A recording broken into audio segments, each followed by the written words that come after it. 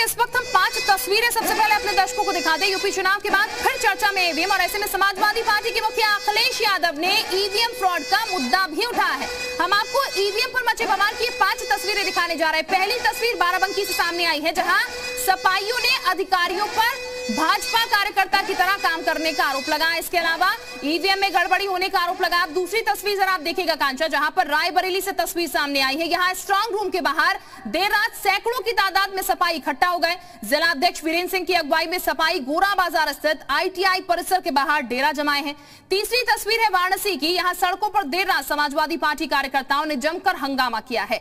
इसी दौरान सपाइयों ने ईवीएम बदलने का आरोप लगाते हुए प्रधानमंत्री और मुख्यमंत्री पर भी अभद्र टिप्पणियां कर दी। चौथी तस्वीर मऊ से सामने आई। यहां ईवीएम की सुरक्षा को लेकर समाजवादी पार्टी और गठबंधन के उम्मीदवार सहित कार्यकर्ता स्ट्रांग रूम के सामने दरी बिछाकर बैठ गए। और पांचवी और आखिरी तस्वीर बरेली से सामने आई है, जहां पर सीबीगंज थाना क्षेत्र के परसा खेड़ स्थित मतपेटी के स्ट्रांग रूम के बाहर समाजवादी पार्टी नेताओं ने जमकर हंगामा किया है। तो ये 5 तस्वीरें। मुख्यमंत्री के प्रमुख सचिव डीएम्स को फोन कर रहे हैं कि जहां बीजेपी हारे वहां पर काउंटिंग स्लो होनी चाहिए। और यही नहीं, अगर हम पिछला चुनाव देखें तो जो भारतीय जनता पार्टी की हार हुई है, 47 सीटें ऐसी हैं जो 5000 के अंदर कम वोट में हुई हैं। चुनाव आयोग की गाइडलाइंस है कि बगैर किसी प्रत्याशी को सूचना दिए वहां से ईवीएम कहीं भी मूवमेंट नहीं जा सकता, और मैं फोर्स के साथ ही वो जा सकता है। लेकिन वो चोरी से गाड़ियों में भर के कहां ले जाया जा रहा था। कल धरना होगा 75 जिले में, 75 जिले में धरना होगा, काउंटिंग नहीं होने देंगे बनारस। हम बनारस में एकदम बता रहा हूं कि जब तक हटेगा नहीं डीएम तब तक काउंटिंग नहीं। चाल, चरित्र और चेहरा ही समाजवादी पार्टी का नजर आया। और चुनाव के आखिरी दौर में मैंने कहा था कि ये जो अखिलेश जी नई हवा है, नई सपा की बात करते हैं, आप 10 मार्च का इंतजार कीजिए। ये वही हवा है, वही सपा है। जनता जिनसे खफा है, मन बना लिया करना इनको दफा है।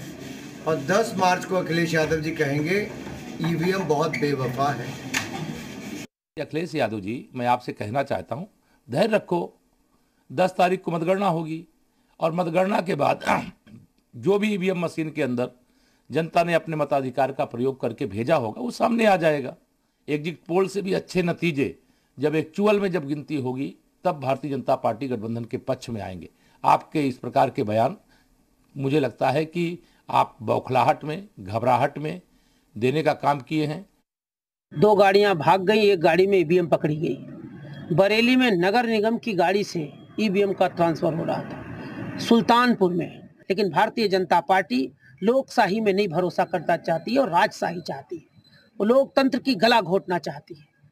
इसलिए हम लोग अपनी वोट की रखवाली के लिए रात दिन जग रहे हैं, क्योंकि भारतीय जनता पार्टी जनता के वोटों पर डकैती डालना चाहती है, डाका डालना चाहती है। जैसे शिवपुर में एक घटना हुई, आज एक ईवीएम की गाड़ी पकड़ी गई जिसकी वीडियो आपके पास भी आई होगी। जो परिस्थितियां चल रही हैं, तो ऐसा भी अंदेशा है हमें। हमारे राष्ट्रीय अध्यक्ष जी अखिलेश यादव जी का ये मैसेज है कि हो सकता है जो लोगों को परमिशन दे करके यहाँ पर बूथ पे खड़ा किया गया है, यहाँ बूथ कह रहा हूँ सॉरी, जिनको खड़ा किया है हमारे जहाँ पे ईवीएम रखे हुए स्ट्रांग रूम के बाहर, उनको भी रात बिरात हटाया जा सकता है, ऐसी की हम लोगों को अंदेशा है। जबकि नियम ये कहता है कि इस तरह के महत्वपूर्ण दस्तावेज जो है सरकारी गाड़ी में होना चाहिए और उसके साथ कोई भी राजपत्रित अधिकारी होना चाहिए। और सादे पोस्टल बैलेट मिलना चिंता का विषय है, और कूड़े की गाड़ी में इस तरह के महत्वपूर्ण दस्तावेज लाना ये भी महत्वपूर्ण विषय है। देखिए, हम तो ये कहना चाहते हैं कि दूध का जला जो छाछ जो है फूंक फूंक कर पीता है, तो इसलिए हम लोग निगरानी